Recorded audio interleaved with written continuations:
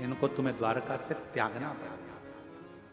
आज भी द्वारकापुरी में रुक्मणी जी का मंदिर द्वारकाधीश के मंदिर से कोसों दूर है। अगर आप लोग गए होंगे द्वारकानाथ कभी द्वारकाधीश दर्शन करने के लिए तो आपने दर्शन किया हो। और भगवान दुर्वासा ऋषि ने कहा कि मैंने तुझे खीर खाकर तुम्हारे शरीर पर खीर फेंकी थी, वो खीर तुमने पूरे शरीर पर नहीं लगाई। कहा नाथ लगाई तो शरीर पूरे शरीर पर, पांव के तलवे में वो खीर नहीं लगी। प्रभु आपकी खाई प्रसादी थी, मैंने सोचा पांव के तलवे में कैसे लूं। दुर्वासा जी ने कहा एक गुरु अपने शिष्य को अगर जो कार्य करने को बोले, अगर वो कार्य पूर्ण तरह से शिष्य करे तो ये निश्चित है वो बड़े से बड़े काल से भी बच सकता है। और द्वारकानाथ आपने अपने गुरु का कहना ना माना, शरीर पर खीर तो लगाई पर पांव के तलवे को छोड़ दिया, इसलिए तुम्हारे प्राण छूटेंगे तो पांव के तलवे से छूटेंगे। अगर भागवत जी में आपने श्रीमद् भागवत में श्रवण करा होगा तो भागवत में वर्णन आता है कि जरा नाम के व्याघ्र ने बाण छोड़ा था, भगवान पांव के ऊपर पांव रखकर बैठे थे और पांव के तलवे में वो बाण लग गया था और द्वारकाधीश के प्राण शरीर वो पांव के तलवे से छूट गए थे, पांव के तलवे से। भगवान दुर्वासा ऋषि ने कहा कि मैंने तो तुमको ये एक कवच दिया था, और गुरु कभी भी दुनिया की दृष्टि में भले लोगों को लगे कि गुरुजी ने अपना शाल दे दिया, गुरुजी ने अपना सामान दे दिया, गुरुजी ने बेलपत्र दे दी, गुरुजी ने ये दे दिया, ना ना, बिना मांगे द्वारकाधीश बाबा को मांगना नहीं पड़ा दुर्वासा बाबा से, बिना मांगे ही खीर फेंक दी थी, कवच दे दिया था। गुरु से मांगना ना पड़े और गुरु हृदय से अगर कृपा की दृष्टि ही कर दे, मुस्कुरा आनंद के साथ एक बार गुरु अगर देख ही ले तो समझ लो कि जिंदगी सवर जाए, जिंदगी सवर। अब यहां तो मांगा नहीं गया है, खीर फेंकी गई है शरीर। कई लोग कहने ये शॉल तो इतना 50 रुपए का होगा, 200 रुपए का होगा, गुरुजी ने जो दिया वो 200 का होगा, 250 का होगा, 500 का होगा, 1000 का होगा, 10,000 का होगा, या गुरुजी ने जो दिया वो छोटा मोटा होगा, हल्का फुल्का होगा। पर गुरु शिष्य को कुछ भी हल्का नहीं देता, वो गुरु शिष्य को उतना देता है कि वो हल्के से वजनदार होता चले, हल्का नहीं देता। कितना सुंदर कहा है, एक करोड़पति व्यक्ति, एक धनपति व्यक्ति, एक अरबपति व्यक्ति, एक खूब अच्छा विद्वान से विद्वान खूब पढ़ गया, लिख गया, खूब आनंद की जिंदगी में जी रहा है। स्वामी विवेकानंद जी का संवाद है रामकृष्ण परमहंस जी से।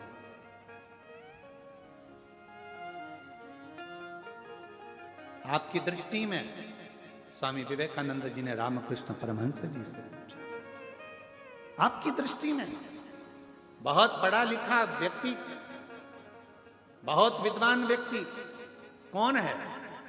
रामकृष्ण परमहंस जी ने उसी समय पर कह दिया, हमारे लिए तो केवल शून्य, शून्य। हाँ, कोई बड़े ओहदे पर जाकर बैठ गया, बहुत बड़े पद पर जाकर बैठ गया, तो रामकृष्ण परमहंस जी कहते हैं हमारे लिए शून्य। तो आपके लिए श्रेष्ठ कौन है? रामकृष्ण परमहंस जी ने कहा, जो ऊंचे से ऊंचे ओहदे पर भी जाकर बैठ जाए और अपनी जिंदगी में एक बार किसी गुरु की शरण में बैठकर गुरु मंत्र ले ले तो समझ लो वो दुनिया का सबसे श्रेष्ठ है। गुरु दीक्षा, आप कितने बड़े इंजीनियर बन गए, डॉक्टर बन गए, कलेक्टर बन गए, आईएएस ऑफिसर बन गए, आप मिनिस्टर बन गए, मंत्री बन गए, आप कितने बड़े अभी पद अधिकारी बन गए, आपके पास में आगे पीछे कितनी भी फोर्स लगी हो, पर यदि आपके पास में आपका गुरु का मंत्र नहीं है तो ये सारी जो डिग्रियां हैं, ये डिग्रियां तो केवल पृथ्वी तक चलेगी, पर गुरु मंत्र की एक छाप इस कलेजे में, इस शरीर में, इस मन में लग गई तो वो डिग्री वहां तक चलेगी। वो डिग्री गुरु मंत्र केवल मंत्र नहीं है, गुरु दीक्षा केवल दीक्षा नहीं है। गुरु ने आपके ऊपर छाप लगा दी है कि तू अब शिव का हो गया, शंकर का हो गया, शिव का। तुझे कोई मिटा नहीं सकता। तुम लोग सब बाहर से आए हो? अरे बोलो तो जम के। ठीक है, अगर बाहर से आए हो तो यहां से जाते जाते आप लोग रोड पे से जब चलो तो देखना पेड़ों के ऊपर सफेद कलर पुता रहता है। जंगल में कहीं जाओगे तो पेड़ों के ऊपर रास्ते रास्ते में सफेद कलर थोड़ा थोड़ा सा पट्टा होता रहता है। क्यों पुता रहता है? क्योंकि वन विभाग वालों ने कह दिया ये पेड़ सरकारी है।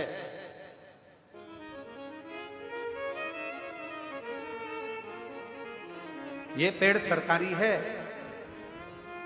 ये पेड़ गवर्नमेंट का है, इस पेड़ को कोई काट नहीं सकता।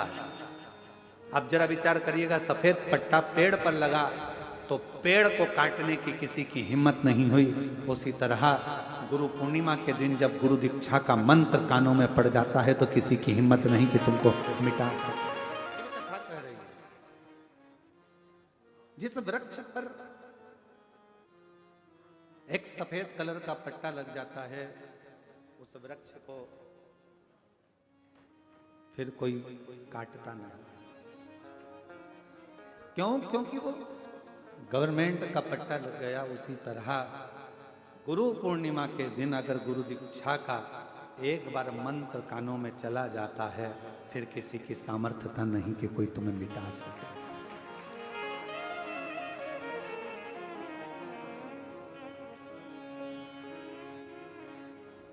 बस याद रखो, अपने विश्वास को पक्का रखो, शिव के प्रति भी और गुरु के प्रति भी। कोई कितना भी कहे, भगवान देवादिदेव महादेव की कोई निंदा करे, कोई अपशब्द बोले, कोई गुरु की निंदा करे, कोई अपशब्द बोले, अपना मन पक्का रखना, मेरा गुरु और मेरा शिव कभी भी दूसरे का बुरा नहीं कर सकता। ये मेरा दिल और मेरा विश्वास और मेरा मन।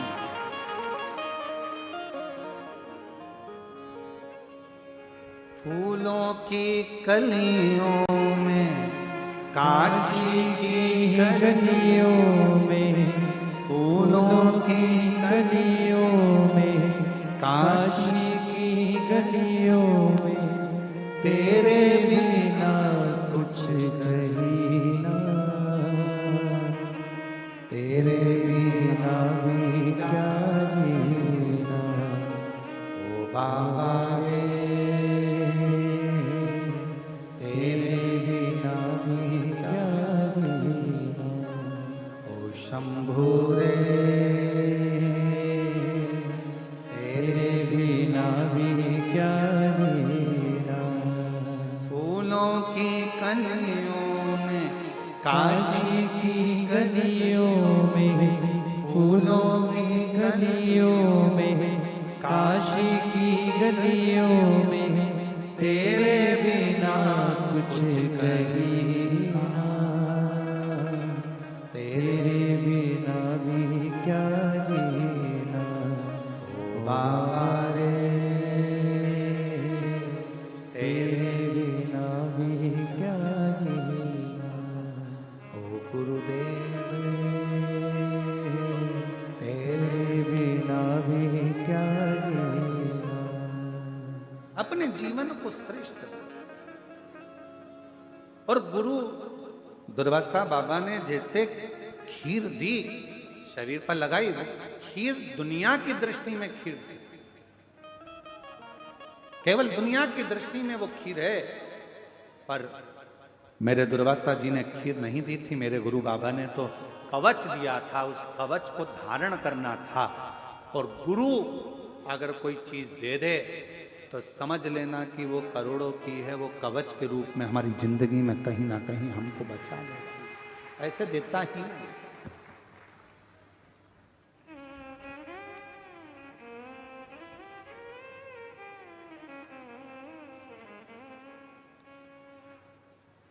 बस अपने जीवन को शिव के रंग में रंगना। अब एक बार हमने ये बात कह दी थी कि अपने जीवन को शंकर के रंग में रंगना, तो लोगों ने पूछा शिव जी का रंग कौन सा?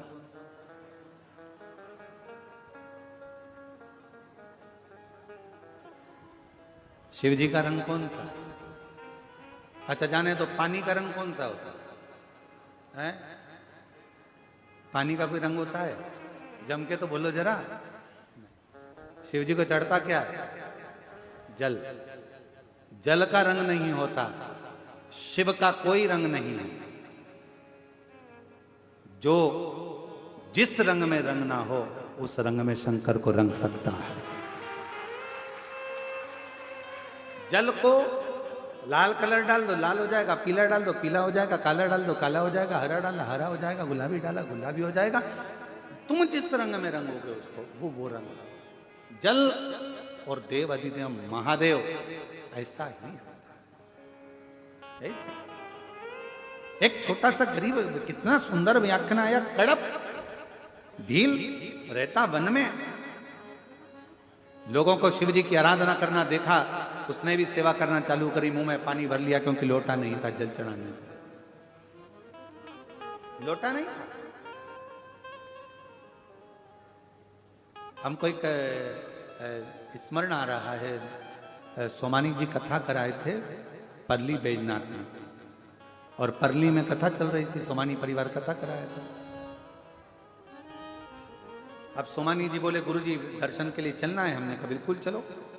दर्शन करने के लिए गए तो हमने देखा एक छोटी सी लड़की थी, लगभग उसका उम्र होगा 6-7 साल की, 7 साल उम्र होगा उसका, 7-8 साल अपन मान।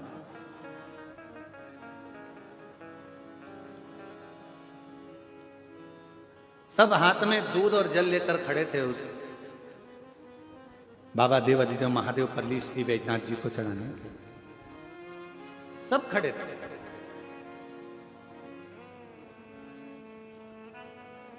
और एक छोटी सी लड़की अपनी मम्मी का हाथ पकड़ी थी। उसके हाथ में जल का पात्र नहीं था, उसके पास में खुद का एक छोटी सी फ्राक पहनी थी, जिस फ्राक में ऐसी बद्दी लगी थी, बद्दी में से एक रुपट्टा निकला हुआ था पतला सा। वो रुपट्टा आगे का भाग उसका गीला था, उस गीले रुपट्टे को पकड़ी हुई थी। हमको लगा कि अभी तो ऐसा मौसम भी नहीं है कि पानी में गीला हो गया हो, तो हमने सोमानी जी से रुको, मेरे को इस बेटी से बात कर। हम बेटी के पास गए, उससे कहा श्री शिवाय नमस्तुभ्यम। उसने कहा सीवर वाला महाराज। हमने कहा तो हमने पूछा बेटा तुम्हारे हाथ में क्या है? तो कहा कपड़ा। अच्छा तो तुम ऐसी क्यों पकड़ी हो? कहा गीला है। हमने पूछा गीला क्यों करा है? मम्मी बोली थी कि एक हाथ मेरा पकड़ के चलना भीड़ है, दूसरे हाथ में मेरे पास लोटा नहीं था, मैंने अपना जल कपड़े में भर लिया, अंदर जाऊंगी तो बाबा पे निचोड़ जाऊंगी।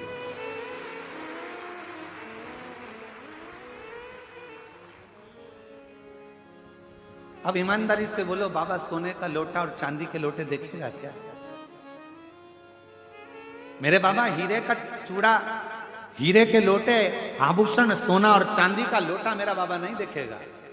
मेरा बाबा तो केवल तुम्हारा निर्मल भाव देखेगा, उस बच्ची का कोमल स्वभाव देखेगा जिसमें कोई कपट नहीं है। शिव जी को रिझाने के लिए उसके पास जो था वो समर्पित करने के लिए चले। शिव और जल और गुरु भी ऐसा ही होना चाहिए। मेरे ओगड़ बाबा को भील ने अपनी आंख निकाल कर चढ़ा दी, जूते से मंदिर साफ कर रहा, शिव जी उस पर कृपा कर देते। मुंह में से पानी भर कर छोड़ दिया, शिव उस पर कृपा कर देते।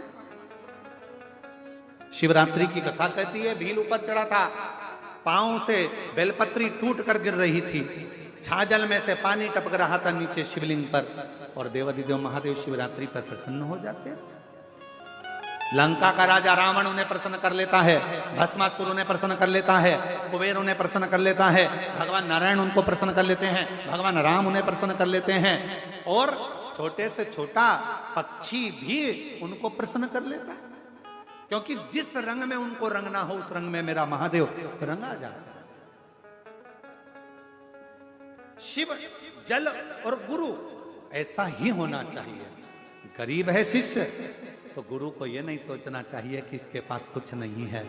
पैसे वालों को बुलाकर अपने करीब में, और मालूम पड़े को निर्धन आया तो दूर ना, गुरु की दृष्टि में कोई भी आया उसकी समता का भाव होना चाहिए कि भाई ये तो सहज है, सरल भाव है, निर्मल। और मेरे भोले तेरा सहारा है, मेरे भोले तेरा सहारा है, मेरी नैया का तू किनारा, मेरी नैया का तू किनारा, मेरे बाबा है पुकारा है, मेरे बाबा तुझे पुकारा है, मेरी नैया का तू किनारा है, मेरी नैया का तू किनारा। गुरु भी ऐसा सहज रहे, गुरु भी ऐसा निर्मल भाव का जैसे मेरे शिव हैं, मेरे शिव जो आपकी जिंदगी को अपने रंग में रंग कर। हमारे मालवा के संत श्री नागर जी महाराज अपनी वाणी में कहते हैं, राम लक्ष्मण भरत शत्रुघ्न हनुमत मेरी चूनर में, राम लक्ष्मण भरत शत्रुघ्न हनुमत मेरी चूनर में, सरयू जैसी लहरा पाड़े ऐसी रंगो गुरुदेव चुनर ऐसी रंगो गुरुदेव। और हमारे दीनानाथ जी अपनी वाणी में हमेशा कहते आए हैं,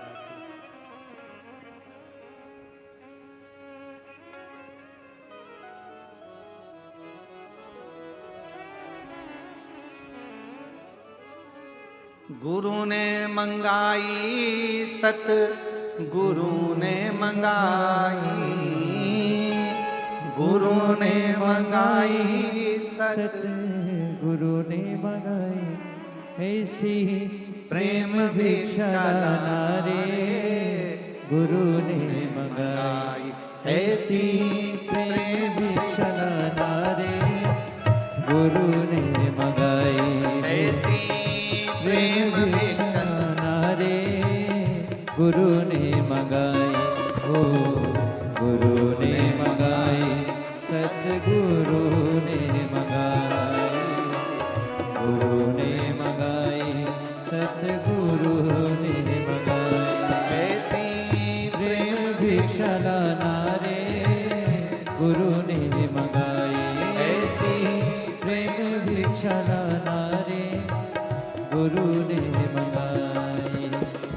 पहली भिक्षा जो जल की लाना, पहली भिक्षा जो जल की लाना, कावेरी के पास न जाना, कावेरी के पास न जाना, ऐसी गगरी भर के लाना रे गुरु ने मंगाई, ऐसी गगरी भर के लाना रे गुरु ने मंगाई, ऐसी प्रेम भिक्षा लाना रे गुरु ने मंगाई, गुरुदेव रे मंगाई जय होवे, गुरुदेव हमारी जय होवे, महादेव तुम्हारी जय होवे, ओ महादेव तुम्हारी जय होवे, गुरुदेव तुम्हारी जय होवे, गुरुदेव तुम्हारी जय होवे। दूसरी भिक्षा जो माला लाना, दूसरी भिक्षा जो माला लाना, बाग बगीचे के पास न जाना, बाग बगीचे के पास न जाना, ऐसी माला लेके आ आना रे, गुरु ने मंगाई ऐसी माला लेके आना रे, गुरु ने मंगाई ऐसी प्रेम भिक्षा लाना रे, गुरु ने मंगाई। गुरुदेव मंगा लीजिए होवे महादेव लीजिए होवे, गुरुदेव तुम्हारी लीजिए होवे महादेव तुम्हारी जय होवे, गुरुदेव तुम्हारी जय होवे महादेव तुम्हारी जय होवे, गुरुदेव तुम्हारी जय होवे महादेव तुम्हारी जय महादेव। आप भी अपने स्थान पर बैठकर आज व्यास पूर्णिमा गुरु पूर्णिमा के दिन पवित्र गुरु महिमा को सुन रहे हो कुबेरेश्वर धाम की भूमि से। आप भी आज जहां बैठे हो वहीं बैठकर श्री शिवाय नमस्तुभ्यं बोलकर ये मान लो कि शिव हमारा गुरु है और हम शिव के शिष्य हैं, मानकर सब साथ में बोलेंगे बड़े प्रेम से।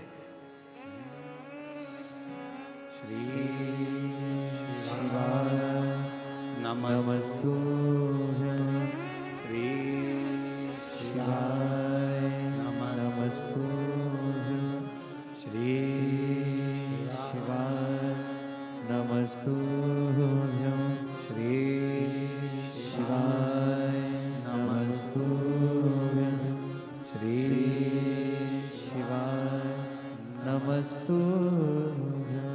भोला सब दुख काटो हमारा ओ भोला, सब दुख काटो हमारा।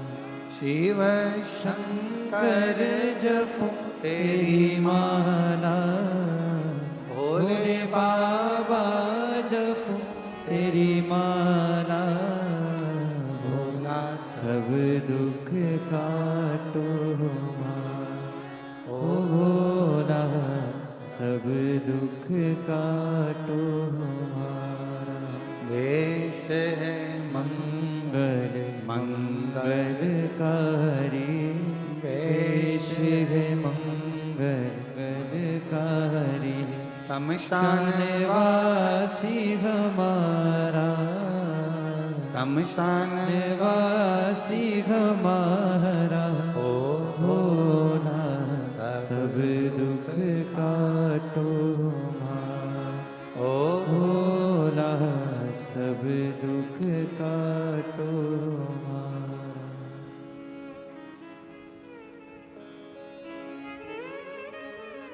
बाबा देवादिदेव महादेव ओगड़दानी का सुंदर चरित्र का गुरु मार्गदर्शक भी है और गुरु आपके विकारों को कष्टों को हरने वाला। हमारे गुरु जी श्री विठलेश राय काका जी महाराज, जिनके नाम से श्री विठलेश सेवा समिति चलती है। हमारे गुरु जी ने इंदौर हवेली जी गोवर्धन नाथ जी की, जिन्होंने गुरु दीक्षा दी, ब्रह्म संबंध कराया, तो उनके मुख से एक ही शब्द था मिश्रा।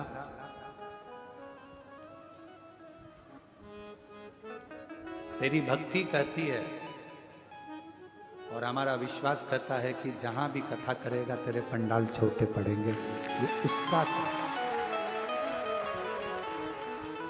बहुत कम सानिध्य हमारे गुरु जी का हमको मिला।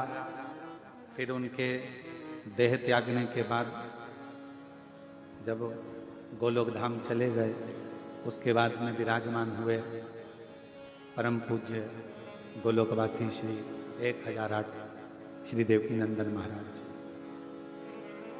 जब तक वो पृथ्वी पर भूमंडल पर मृत्यु लोक में रहे,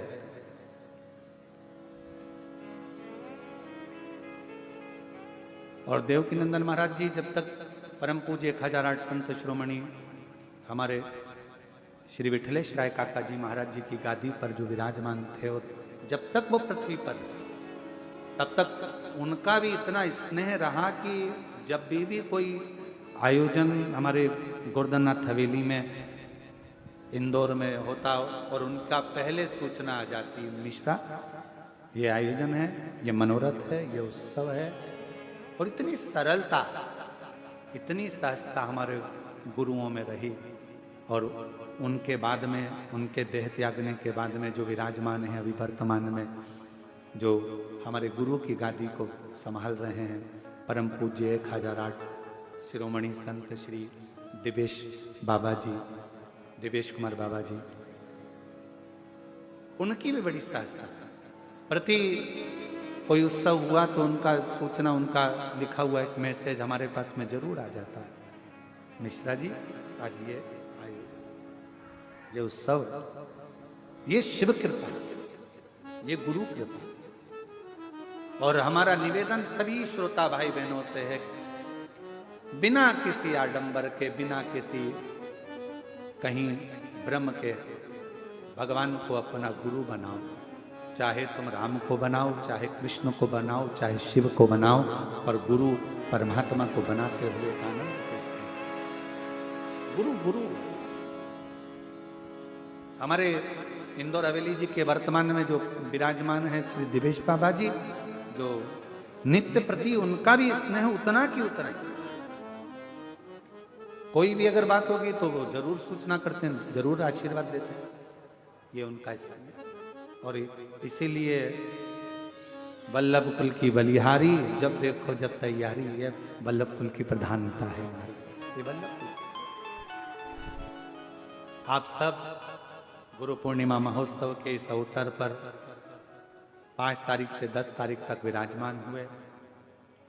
विठले सेवा समिति और सीहोर के समिति के जितने भी कार्यकर्ता हैं, सेवादार हैं, कहीं भोजन में, कहीं सेवा में अगर कोई त्रुटि हुई हो तो ये मान कर जाना कि आप अपने पिता के घर में और गुरु के घर में आए थे, तो सब होता। निवेदन है, कभी भी कुबरेश्वर धाम आना, सीवन नदी, माँ सीवन के तट पर अगर सावन के महीने में आप कावड़ भी भर रहे हो और कोई आपको कुछ अपशब्द बोल भी दे तो कोई विचार मत लेना, ये सोचना बोलबम का नारा है और बाबा है। अपने मन को तोड़ने वाले, अपने मन को भटकाने वाले, अपने को शिव के पथ से हटाने वाले ढेर मिले।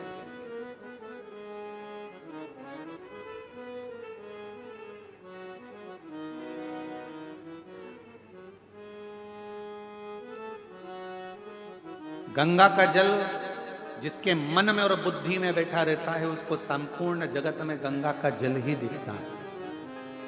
और जिसकी बुद्धि में और मन में गटर का पानी या नाली का पानी भरा रहता है, उसको पूरी नदी में गंगा की जगह उसको गटर का पानी और नाली का पानी ही दिखता है।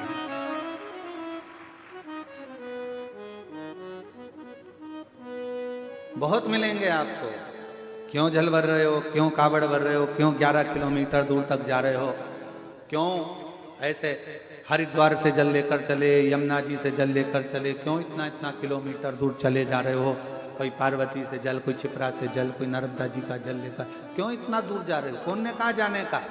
उससे कहते ना हमको ज्ञान मत दे, हमने तेरे से पूछा था जब जल उठाया था, तो हमें ज्ञान क्यों देना। हमारा बाबा, हमारा जल, हमारा विश्वास और हमारा सनातन धर्म हमारे लिए है। हमने खुद से राय नहीं मांगी कि ये नदी के जल में नाली का पानी मिल रहा है कि गटर का पानी मिल रहा है।